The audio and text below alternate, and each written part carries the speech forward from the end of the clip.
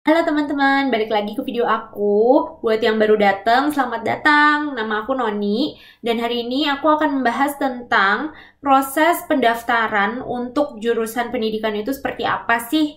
Nah, cuma buat teman-teman yang benar-benar baru pertama kali ketemu video aku, mungkin kalau misalnya kalian punya beberapa pertanyaan-pertanyaan terkait dengan perkuliahan atau kehidupan di Finlandia, boleh banget cek description box aku, karena aku tuh udah bikin lumayan banyak video sebetulnya, dan aku list down semua video-video yang pernah aku bikin terkait dengan pendidikan dan kehidupan aku di sini, itu di description box itu. Dan bisa juga kalian cek di playlist aku gitu. Dan apalagi terutama banyak banget yang masih nanya aku, Kak, kalau misalnya mau daftar kuliah jurusan ini tuh adanya di kampus mana? Kak, kalau misalnya kampus ini tuh ada beasiswa apa? Pokoknya banyak banget pertanyaan-pertanyaan kayak gitu. Dan padahal itu aku udah ada video khusus tentang cara mencari informasi untuk kuliah kemari. Nanti aku akan taruh linknya di atas, dan juga kalian bisa cari di playlist aku. Kalau nggak salah judulnya itu adalah cara mencari informasi kuliah ke Finlandia, dan itu juga akan ada di description box itu. Makanya dicek dulu sebelum kalian nanya ke aku. Dan aku juga menyarankan banget buat teman-teman yang memang serius banget nih mau kuliah ke sini dan mau tahu caranya untuk bisa kuliah kemari, itu kalian lebih baik nonton dulu videonya yang tadi aku udah kasih linknya itu di atas, dan di description box juga. Mudah-mudahan video yang sebelumnya ini bisa membantu kalian untuk lebih ngerti video ini ya. Oke, langsung kita mulai aja ya.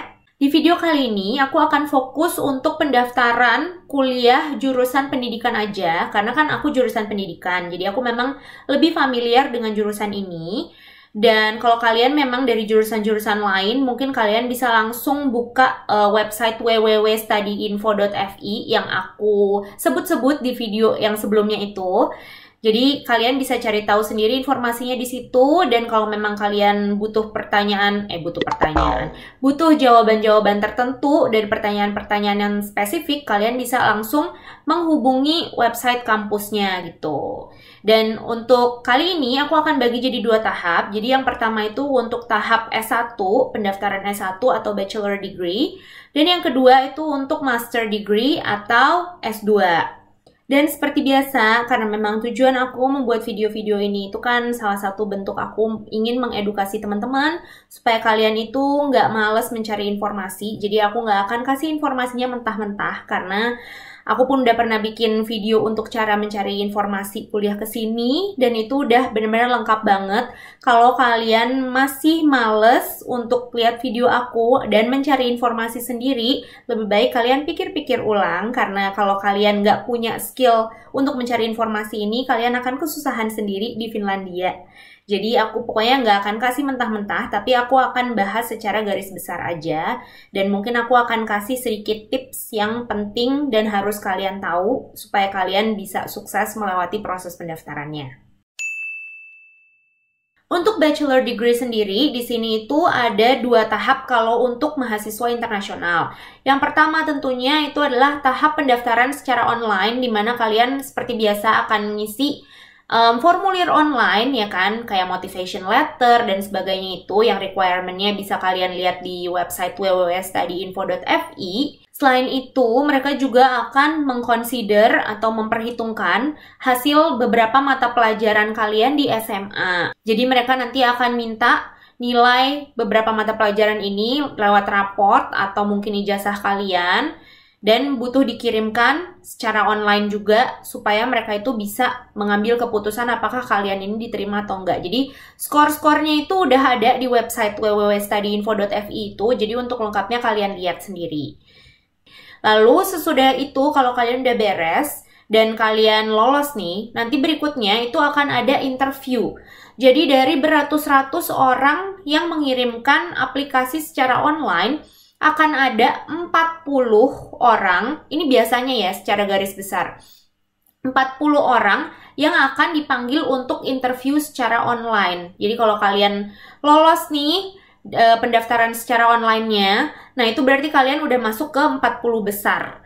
Nah, dari 40 orang ini nanti kalian itu akan dikirimkan bahan-bahan Jadi kalian harus baca, harus belajar. Disinilah makanya aku selalu menegaskan bahwa kalian itu harus banyak baca kalau memang tertarik kuliah ke sini. Karena memang ujiannya aja itu kalian baca. Jadi kalian disuruh baca dokumen-dokumen, jurnal-jurnal pendidikan. Nanti ketika kalian interview itu akan ditanya-tanya. Nah, ini aku akan ngasih sedikit bocoran hal-hal yang mungkin kalian nggak menemukan ya di website itu tentunya, karena aku nanya sama profesor aku. Jadi kalau kata beliau, selama proses interview itu nggak cuma dilihat kalian secara akademis, apakah kalian mampu untuk menjawab pertanyaan-pertanyaan itu secara komprehensif. Jadi kalian akan ditanya tentang pokoknya hal-hal yang berkaitan dengan bacaan yang dikasih sama kampusnya itu. Nanti sesudah itu nggak hanya dilihat jawaban kalian itu bermutu atau enggak, tapi juga dilihat apakah personality kalian itu cocok jadi guru atau enggak. Pokoknya cocok dengan kriterianya mereka. Nah, untuk kriterianya itu sendiri aku juga nggak tahu dan profesor aku juga nggak mau kasih tahu, tapi intinya itu akan dilihat. Jadi dari cara kalian bicara, dari cara kalian memberi jawaban, itu akan dikasih nilainya. Apakah kalian ini cocok untuk jurusan pendidikan ini gitu. Selain itu, nggak cuma untuk dilihat kemampuan kalian secara akademis, jadi kan itu memang kalian harus jawab pertanyaan-pertanyaan seputar bacaan yang diberikan. Tapi ada juga beberapa pertanyaan-pertanyaan yang berkaitan dengan problem solving dan logika. Jadi kalian itu akan dinilai apakah kalian itu punya kemampuan berpikir logis dan juga kemampuan untuk problem solving yang baik gitu. Jadi karena mungkin ekspektasi mereka itu kan tinggi ya untuk guru di sini. Jadi kalian akan dihadapkan dengan banyak situasi yang mungkin belum pernah kalian temui sebelumnya. Jadi kalian memang butuh banget kemampuan-kemampuan ini. Nah, di interview inilah yang akan dilihat. Jadi kalau kalian memang lolos ke tahap ini, benar-benar harus persiapkan diri baik-baik. Karena ketika kalian interview ini itu either make it or break it gitu loh. Jadi kayak ya udah, kalau kalian memang pas interview itu kayak nggak memberikan yang terbaik dari diri kalian dan tidak memperlihatkan personality kalian yang sebenarnya, itu pasti kalian akan gagal. Jadi harus benar-benar persiapin diri sebaik-baiknya. Nggak cuma secara akademis juga, tapi juga keseluruhan. Baca yang banyak, perluas wawasan, biasakan berpikir logis. Pokoknya benar-benar kasih yang terbaik gitu. Itu rahasianya. Dan kalau kalian sudah lolos dalam tahap pendaftaran online dan juga interview, maka kalian akan sah diterima dan biasanya itu mereka hanya akan menerima 20 orang per angkatan untuk bidang pendidikan ini.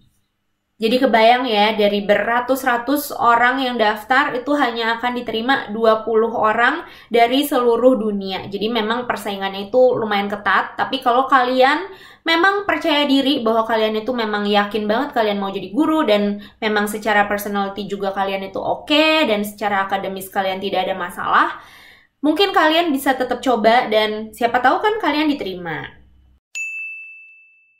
Lalu untuk yang master degree atau yang S2 itu sebenarnya lebih simple tapi sama. Jadi mereka nih hanya menerima 20 mahasiswa biasanya untuk jurusan-jurusan internasional. Dan intinya aku sih udah pernah cerita juga di video aku sebelumnya, tapi di sini aku akan coba ulang lagi supaya mungkin lebih jelas. Jadi prosesnya yang pertama tentunya sama kayak bachelor degree, kalian harus mengirimkan formulir pendaftaran secara online. Untuk pendaftaran online-nya sendiri itu ya biasa sih, paling motivation letter, terus ditanya kayak S1 kalian itu apa, pokoknya hal-hal yang berkaitan dengan academic background-nya kalian. Dan itu requirement-nya semua juga ada di www.studyinfo.fi. Lalu yang kedua itu kalian tentunya harus mengirimkan, ini nih yang agak rese sebenarnya. Jadi setelah kalian daftar secara online, nanti hasil pendaftaran online ini, kalau kalian udah kayak dikasih email bahwa universitas itu udah menerima pendaftaran kalian, kalian itu akan dapat kayak nomor kode gitu. Dan setelah itu kalian diminta untuk ngeprint formulir pendaftaran kalian ini yang udah kalian submit, beserta dengan beberapa dokumen-dokumen yang di required sama kampusnya via pos. dengan mencantumkan kode yang udah dikasih dari kampusnya itu. Jadi itu lumayan bikin deg-degan karena kadang-kadang kalau kirim dokumen penting ya kan dari Indonesia ke luar negeri, apalagi Finlandia ini kan kayak di ujung berung gitu kan ya. Itu kalian pasti takut hilang dong dokumennya, apalagi itu harus nyampe sebelum deadline. Jadi kalian benar-benar harus bikin estimasi waktu yang baik supaya kalian nggak telat mengirimkan dokumen ini, supaya benar-benar nyampe sebelum deadline-nya. Nah, ada yang nanya nih sama aku, Kak, kalau untuk pendaftaran kuliah di Finlandia itu nanti akhirnya harus bayar kan ya? Enggak, kalau di sini semua itu gratis. Karena kan memang di Finlandia itu mereka merasa bahwa pendidikan itu adalah hak asasi manusia ya kan. Jadi memang semua pendidikan itu gratis, pendaftaran itu gratis, tapi kalau untuk mahasiswa internasional, kalian akan keluar biaya ketika harus ngirim yang via pos ini. Tapi cuma itu aja sih, kalian nggak dipungut biaya apapun gitu. Dan sesudah kalian selesai mengirimkan pendaftaran kalian baik secara online maupun secara pos, nanti beberapa bulan kemudian kalian akan dikasih tahu kira-kira kapan pengumumannya itu, dan kalau memang kalian keterima, sama seperti bachelor degree, mereka akan kirim email ke kalian. Jadi sebenarnya prosesnya itu tidak terlalu ribet, tapi untuk S1 nih yang spesialnya, itu memang ada trik khusus tadi yang udah aku kasih tahu, dan itu memang dijelasin sama profesor aku di sini. Jadi untuk secara garis besarnya kayak gitu aja. Kalau kalian memang pengen tahu lebih lanjut, jangan lupa untuk cek website yang udah aku kasih tahu sebelumnya. Dan kalau kalian masih punya pertanyaan ke aku atau kalian pengen request video tertentu, kalian bisa email ke alamat ini. Dan tidak henti-hentinya aku mengingatkan kalian untuk selalu cek description box aku dan juga playlist aku, karena aku memang udah bikin playlist khusus untuk pendidikan aku di sini dan kehidupan aku di sini, jadi supaya kalian gampang nyari videonya. Dan semoga video aku ini bisa bermanfaat khususnya buat teman-teman yang memang serius pengen kuliah di sini. Sampai ketemu di video berikutnya. Thank you.